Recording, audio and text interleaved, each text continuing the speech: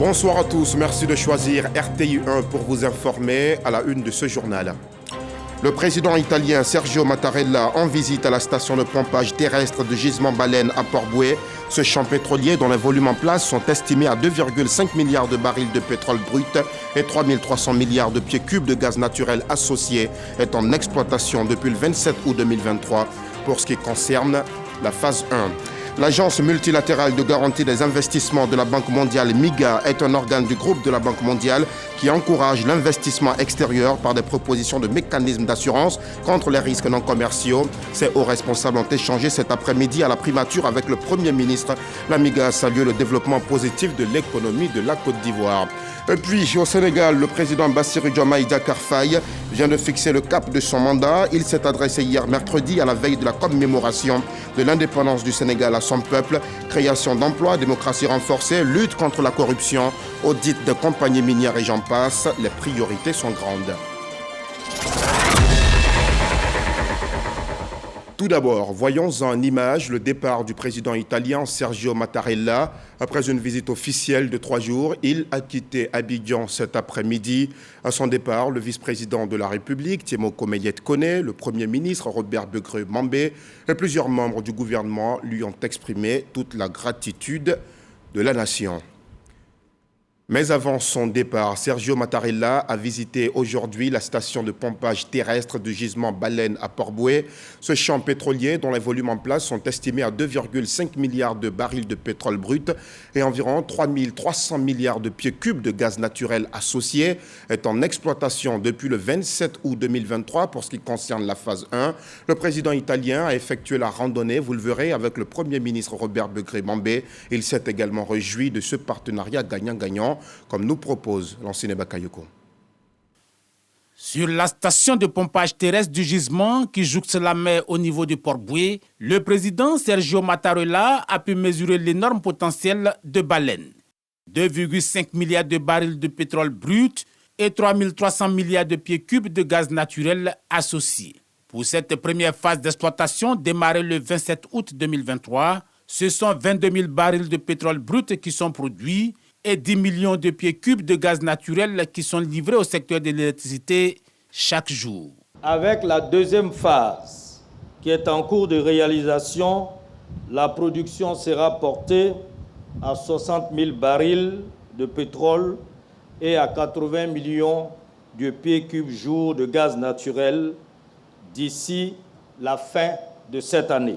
Baleine atteindra dans sa phase 3 envisager à l'horizon 2027 un niveau de production de 150 000 barils de pétrole jour et de 200 millions de pieds cubes de gaz naturel par jour. Ce gisement est aussi le premier projet zéro émission nette de carbone en Afrique et détient le record mondial de mise en production pour un champ pétrolier de cette nature, avec juste 2 années entre la découverte et les premières productions. Tout cela a été possible grâce au partenariat entre les deux pays, la Côte d'Ivoire et l'Italie. Ce partenariat ivoiro-italien a d'ailleurs permis de réaliser une autre découverte majeure début mars 2024, le gisement Kalao sur le bloc CI 205. Les études préliminaires font état de volumes en place estimés à 1,5 milliard de barils équivalent pétrole, essentiellement du pétrole léger, des condensats et du gaz naturel. Dans ce contexte, l'apport de l'Italie par le truchement de son entreprise phare, Eni, est significatif, non seulement en termes d'investissement direct, de coopération technologique, mais aussi de transfert de compétences. Ce sont plus de 15 milliards de dollars qui seront nécessaires pour financer le développement des champs baleines et Kalao. Le président italien, dans le cadre du plan Mattei, devrait accéder à la demande du gouvernement ivoirien pour la construction en Côte d'Ivoire d'un terminal gazier doté d'unités de regazéification ainsi que de capacités de stockage dimensionnées pour sécuriser l'approvisionnement de notre pays en gaz naturel. Le président Ouattara et son épouse, la première dame Dominique Ouattara, ont offert hier un dîner au président Mattarella et toute la délégation qui l'accompagnait dans sa tournée ivoirienne. Ce sont les locaux du palais de la présidence de la République qui ont abrité ce dîner au cours duquel le président Sergio Mattarella a reçu plusieurs distinctions, comme nous le montre Herman Guivet. Palais présidentiel, salle des pas perdus. Des personnalités réunies, le vice-président, le Premier ministre, des présidents d'institutions, des membres du gouvernement, des partenaires économiques de la Côte d'Ivoire, parties italiennes et ivoiriennes. Tous présents pour prendre part au dîner officiel offert par le chef de l'État Alassane Ouattara et son épouse Dominique Ouattara au président italien Sergio Mattarella et à toute la délégation qui l'accompagne. Le président de la République Alassane Ouattara se réjouit de la qualité des échanges qui existent entre les deux pays. Une visite officielle qui consolide le champ de la coopération entre l'Italie et la Côte d'Ivoire. Votre visite est le signe de votre engagement en faveur du renforcement de notre coopération. Elle nous offre l'opportunité d'échanger des sujets d'intérêt commun en vue de raffermir davantage les liens qui unissent nos deux pays. Monsieur le Président, je salue la ferme volonté affichée du gouvernement italien, présidé par la présidente du Conseil, Mme Giorgia Meloni, de donner un nouvel élan à la coopération avec le continent africain. Cette ferme volonté s'est traduite par la tenue, en janvier 2024, du premier sommet Italie-Afrique, et le vice-président qui est ici à ma droite a représenté notre pays à ce sommet.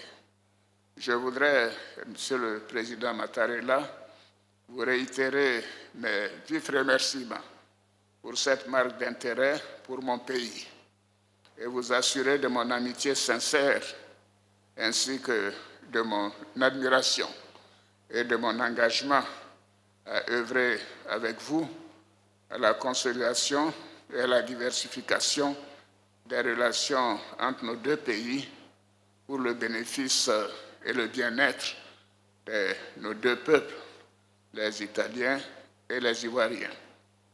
Honorables invités, Mesdames et Messieurs, je voudrais à présent vous inviter à lever vos verres au renforcement de l'amitié et de la fraternité, la coopération ivoiro-italienne.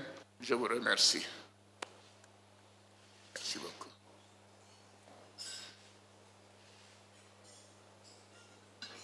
Des relations de grande qualité qui ne manqueront pas de s'amplifier, comme le confirme Sergio Mattarella, président de la République d'Italie. Monsieur le Président, la Côte d'Ivoire a été historiquement importante dans notre histoire africaine et dans notre histoire européenne.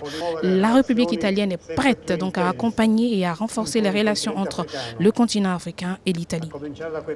Alors nous avons commencé déjà avec le partenariat avec la Côte d'Ivoire, qui est un pays de choix, qui contribue donc aux valeurs et aux mêmes entités que nous avons, nous, en Italie. Monsieur le Président, notre entretien a confirmé alors encore l'excellent état de nos rapports entre pays et sur le plan économique et sur le plan sécuritaire, nous sommes aujourd'hui encore avec vous pour vous promettre de continuer à vous accompagner et nous allons continuer à vous aider. Nous avons vu certains secteurs que nous pouvons encore améliorer et que nous pouvons faire de manière très rapide.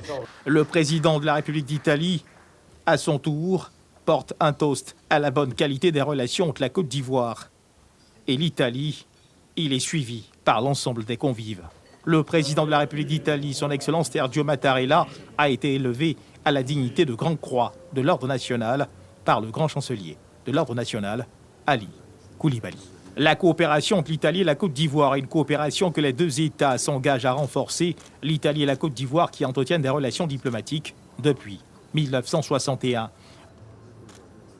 Et dans l'agenda hier mercredi du président italien Sergio Mattarella, cette rencontre avec la communauté italienne vivant en Côte d'Ivoire, il était accompagné de l'ambassadeur d'Italie dans le pays. Leurs échanges se sont déroulés dans la commune de Cocody. À cette occasion, le président Mattarella est revenu sur l'excellente coopération qui existe entre la Côte d'Ivoire et son pays.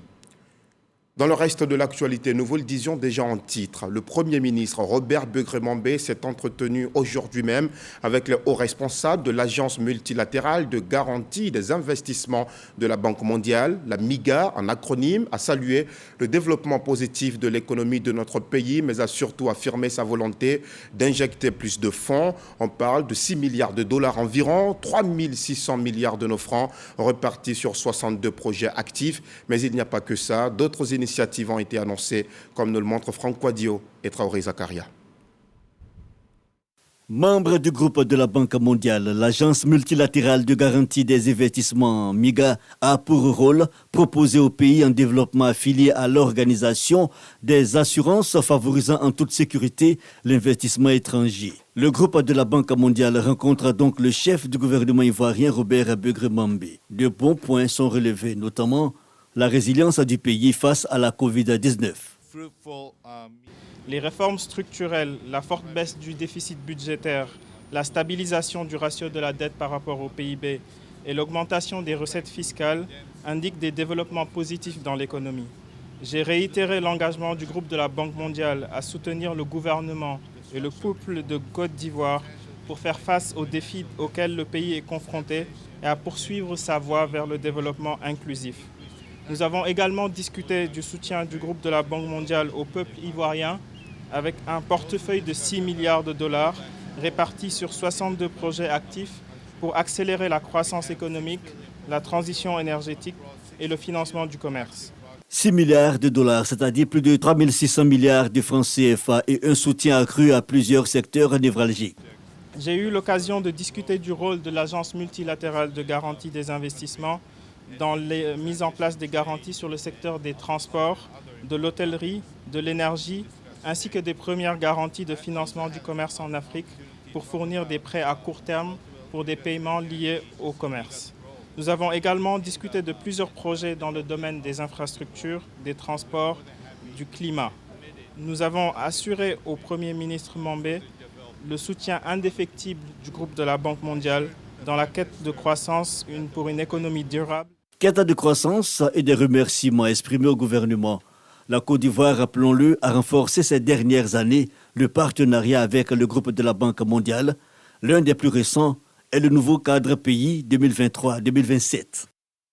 Le président du Conseil économique, social, environnemental et culturel, le Dr Ijanaka Awele, et les autres conseillers économiques étaient sur le terrain ce mercredi 3 avril 2024. Ils sont allés découvrir les plantations de cacaoyers biologiques de la localité de Mbrembo, département de Tiassalé. L'objectif de cette visite de terrain pour ces conseillers économiques est de découvrir le mode de production du cacao biologique pour enrichir les travaux des conseillers en vue de proposer, vous le verrez, des avis pertinents pour le développement de ce secteur d'activité en Côte d'Ivoire. Le témoignage de Franck Quadio.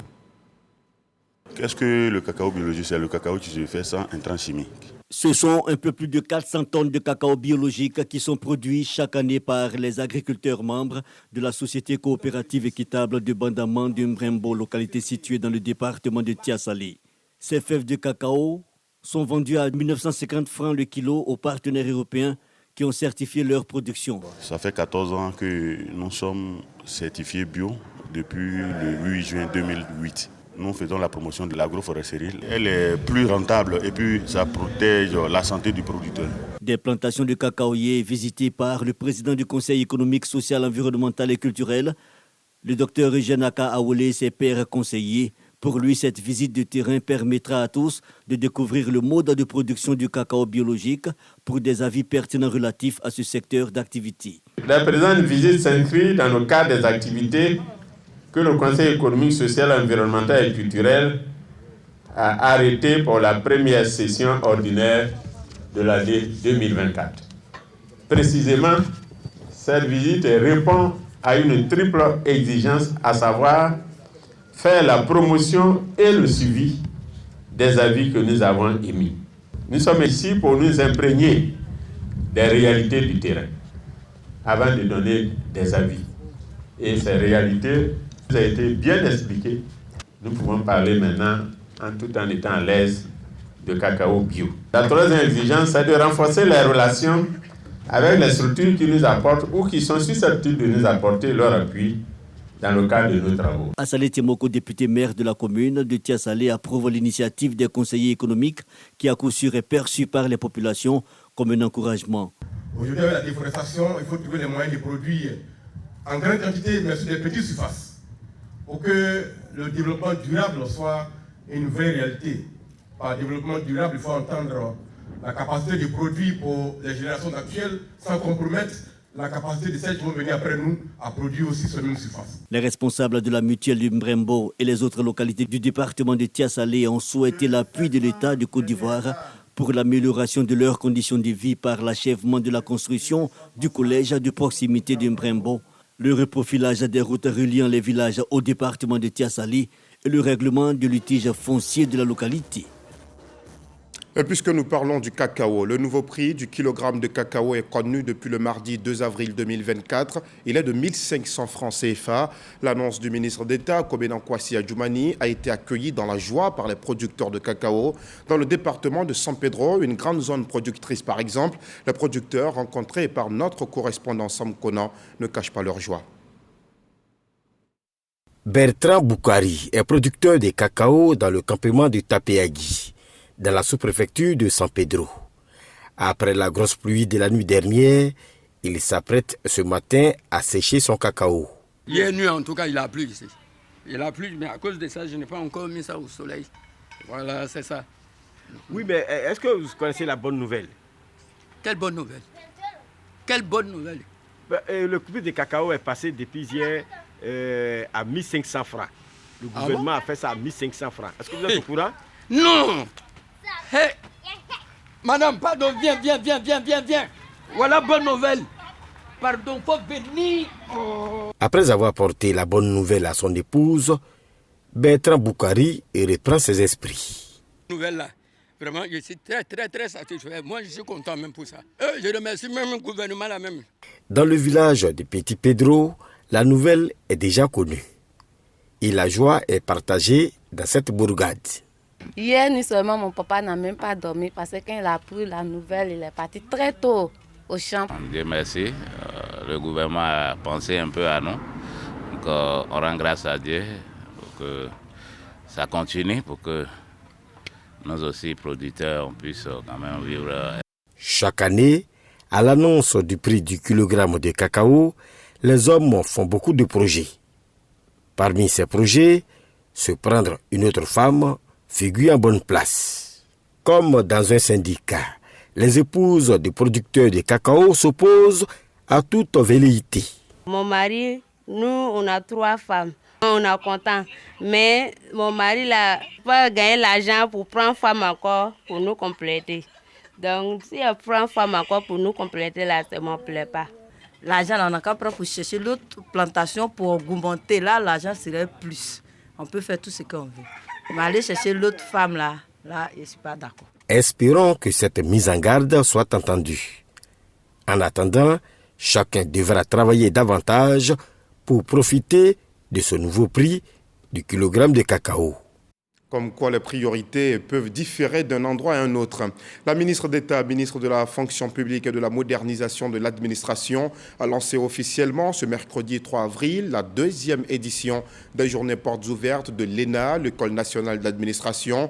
Ce sont plus de 3000 visiteurs qui sont attendus pendant ces 3 jours. L'objectif est clairement de faire connaître cette école dans ses missions et curricula de formation. Le reportage de Désiré Nyamou et Grace Kando. Le ton est donné pour la 2e édition des journées portes ouvertes de l'École nationale d'administration ENA. Chef d'orchestre, la ministre d'État Anne-Désiré Ouloto. Les potentiels candidats ont 3 jours pour s'enquérir des informations et s'imprégner des réalités de cet établissement.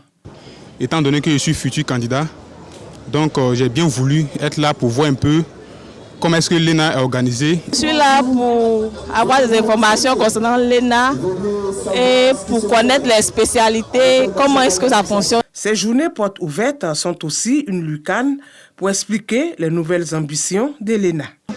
L'ENA améliore ses performances et l'ENA améliore sa visibilité vis-à-vis des usagers. L'autre élément nouveau, le fait d'associer les partenaires du privé à l'activité, c'est de leur montrer que de plus en plus, avec le développement de l'administration, il faut décloisonner les espaces. La fonction publique doit se réinventer. C'est pourquoi la ministre d'État invite les acteurs et les candidats à s'approprier cette vision. Il faut donner l'opportunité donc à toute notre jeunesse, donner des opportunités à toutes les familles de mieux connaître l'ENA, leur permettre de savoir quelles sont les filières présentes ici à l'ENA et surtout quels sont les emplois que l'ENA offre dans ces différentes formations. Cela permettra également à tous ceux qui veulent avoir accès à l'ENA, entrer à l'ENA, bénéficier de cette formation de grande qualité, hautement appréciée, de leur permettre de savoir comment on a accès à l'ENA, quelles sont les modalités. Pour cette deuxième édition des journées portes ouvertes, plus de 3000 visiteurs sont attendus. 23h vous donne à présent connaissance de ce communiqué du ministère de l'Emploi et de la Protection sociale. Le ministre de l'Emploi et de la Protection sociale porte à la connaissance des populations vivant en Côte d'Ivoire qu'en application du décret numéro 2011-371 du 4 novembre 2011 modifiant et complétant l'article 2 du décret numéro 96-205 du 7 mars 1996 déterminant la liste et le régime des jours fériés le samedi 6 avril 2024, le lendemain de la nuit du destin, Laylatul Qadr est déclaré jour férié et chômé sur toute l'étendue du territoire national. C'est signé Maître Adama Camara. Prenons à présent connaissance de cet autre communiqué émanant du ministère de la Défense au ministère d'État, communiqué lu par Abou Sanogo. Le ministre d'État, ministre de la Défense, porte à la connaissance de la population de l'ouverture du concours d'entrée à l'école militaire préparatoire technique EMPT de Bengéville, selon les informations ci-dessous. Les inscriptions au concours de l'EMPT se dérouleront du lundi 8 avril au vendredi 26 avril 2024. Elles sont consécutives à une préinscription en ligne gratuite du vendredi 5 avril au dimanche 21 avril 2024. Ce concours est essentiellement ouvert aux jeunes garçons et filles de nationalité ivoirienne dont l'âge maximal est de 12 ans.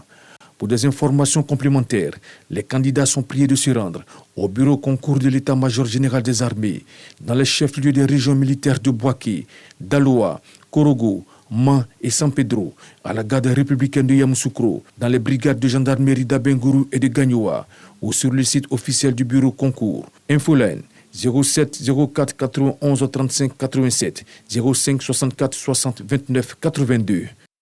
En Belgique, l'accord de partenariat volontaire FLEG avec l'Union européenne pour une meilleure réglementation du bois et dans la dynamique des outils tels que le système de vérification de la légalité du bois sont élaborés pour une meilleure mise en œuvre de cet accord. Le ministère des Eaux et Forêts, chargé de rendre opérationnel, a rencontré les acteurs du secteur privé et de la société civile pour leur présenter ce système, un système qui permettra une meilleure digitalisation de leurs activités. Le récit de Franck Wadio. Après la signature à Bruxelles de l'accord de partenariat volontaire entre la Côte d'Ivoire et l'Union européenne sur la légalité du bois d'exportation en février dernier à PVFLECT, l'instrument continue d'être affiné avant sa mise en œuvre. Les acteurs du secteur bois et les eaux et forêts réfléchissent donc sur l'opérationnalisation du système de vérification de la légalité du bois. Pour une première phase, le travail a concerné à suivre les activités de la chaîne d'approvisionnement avec comme marché identifié le marché export, principalement le marché de l'Union européenne. Et donc ce système qui a été développé dans un premier temps a permis de dématérialiser tous les documents d'exploitation. En clair, un système qui digitalise et facilite l'accès à l'information. C'était une préoccupation pour opérateurs privés et sociétés civiles, parties prenantes de la PVFLECT. Nos attentes, c'est de pouvoir avoir un système qui permet de mieux traiter toute la batterie d'informations, toute la batterie de documents que nous avons, qui permet aussi, et c'est très important, de sécuriser les informations commerciales des opérateurs économiques, de sécuriser les informations financières des opérateurs économiques. C'est un système qui est très bienvenu, parce qu'il était intéressant pour la Côte d'Ivoire de pouvoir se doter d'un outil de traçabilité pour pouvoir véritablement suivre le bois prélevé des sites d'approvisionnement pour l'exportation. Une étape qui en appelle d'autres, comme le rappelle le représentant du ministre des Eaux et Forêts, Laurent Tchagba. La mise en œuvre du projet SMLT2 a permis d'améliorer l'outil développé en 2021. L'atelier de ce jour, qui intervient après la mise en œuvre des différentes activités du projet, permettra non seulement de présenter les résultats atteints à l'ensemble des parties prenantes, mais également de recueillir les avis et recommandations des uns et des autres pour orienter les prochaines étapes. Des activités menées, notons-le, dans un cadre pilote et des défis à venir qui sont clairs, rendre le système utilisable par tous les acteurs impliqués dans l'administration et la gestion forestière. Dans un autre chapitre, le Trésor public de Côte d'Ivoire est en conclave à Yamoussoukro. Il s'agit d'une revue de direction pour dresser le bilan de gestion au titre du second semestre 2023 et d'adopter la nouvelle stratégie institutionnelle. Un bilan rassurant, le recouvrement est de l'ordre de 137,48 milliards de francs CFA pour un objectif de 132,41 milliards de francs CFA, comme nous le montre Kader Sogodogo. La Direction générale du Trésor et de la comptabilité publique est à l'heure de son bilan. L'activité se tient dans un contexte particulier. L'arrivée de Pascal Arthur Aoussi, nommé directeur général le 14 février 2024, en remplacement de Jacques Assaouré Conan, promu au sein du gouvernement. Que retenir de l'exercice 2023 ? L'année 2023 s'est soldée par des résultats globalement satisfaisants. Le recouvrement de plus de 137 milliards de francs de recettes non fiscales sur un objectif de 132 milliards, soit donc un taux de réalisation de 103%. Je voudrais également citer le règlement de la dette fournisseur pour un montant de 662 milliards dans les délais réglementaires de 90 jours, ce qui traduit le respect de nos engagements et les engagements de l'État vis-à-vis de ses partenaires.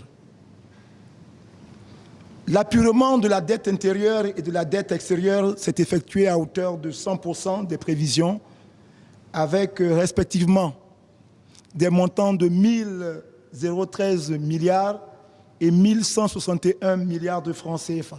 Quelles sont les attentes pour 2024 ? M'inscrivant dans un processus d'amélioration continue, entamé par mes prédécesseurs, j'entends, à l'occasion de ces assises, soumettre à votre appréciation le projet de document de pilotage stratégique découlant de ma vision de faire du Trésor public une administration excellente et intègre au service du citoyen et des parties prenantes, des parties intéressées à notre mission, à nos activités.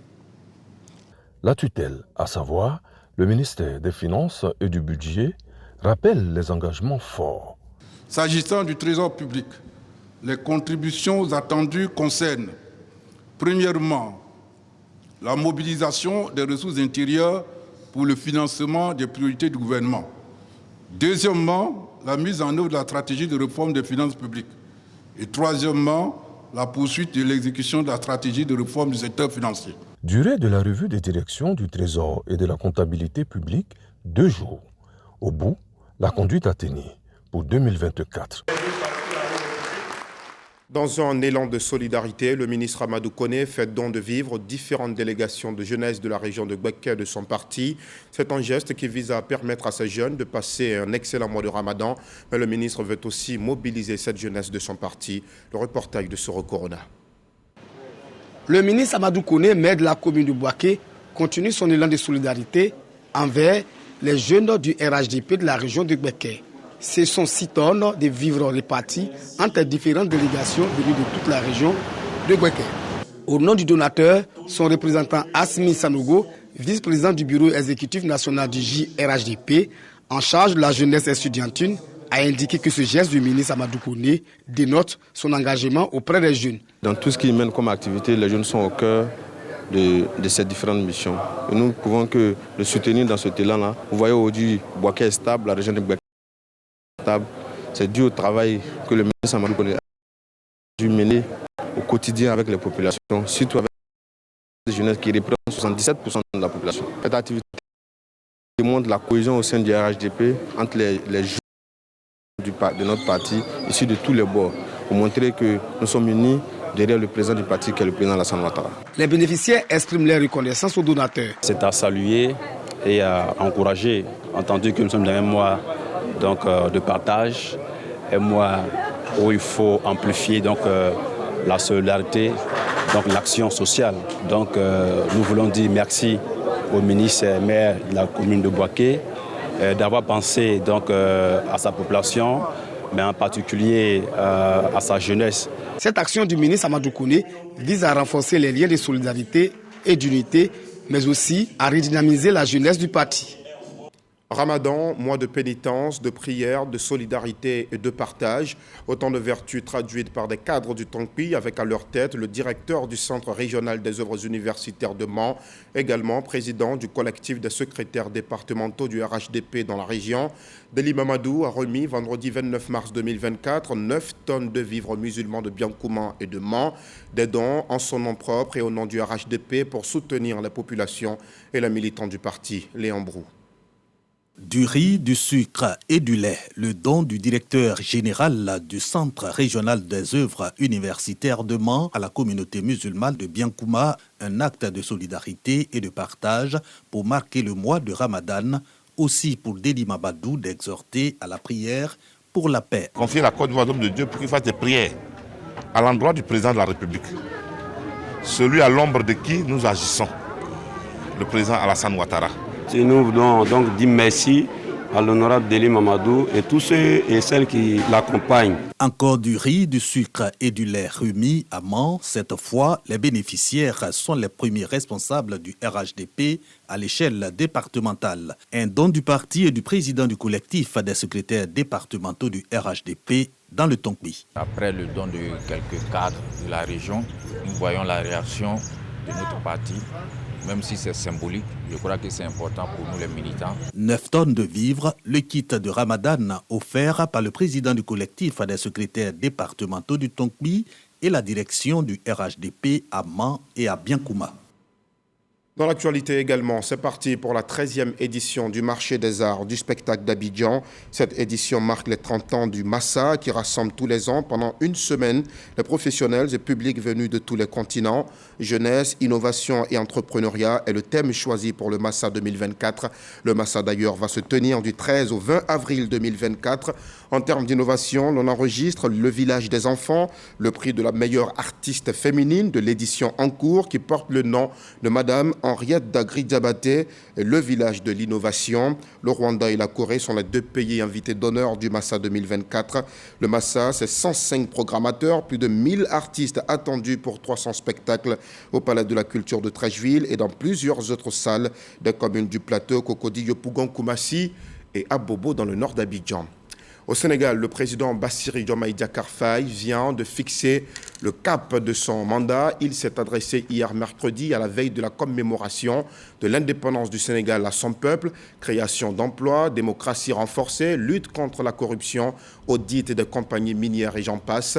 Après avoir honoré la mémoire des anciens combattants qui ont sacrifié leur jeunesse au prix de leur vie et de leur liberté, le cofondateur du PASTEF et ancien inspecteur des impôts est entré dans le vif du sujet avec la question brûlante de la vie chère, loyer, électricité, denrées alimentaires. Le Sénégal est considéré comme l'un des pays d'Afrique de l'Ouest où le coût de la vie est le plus élevé, avec une inflation qui a atteint un taux de 9,7% en 2022. De nombreux Sénégalais peinent d'ailleurs à boucler leur fin de mois. Autant de défis qui attendent Bassirou Diomaye Diakhar Faye.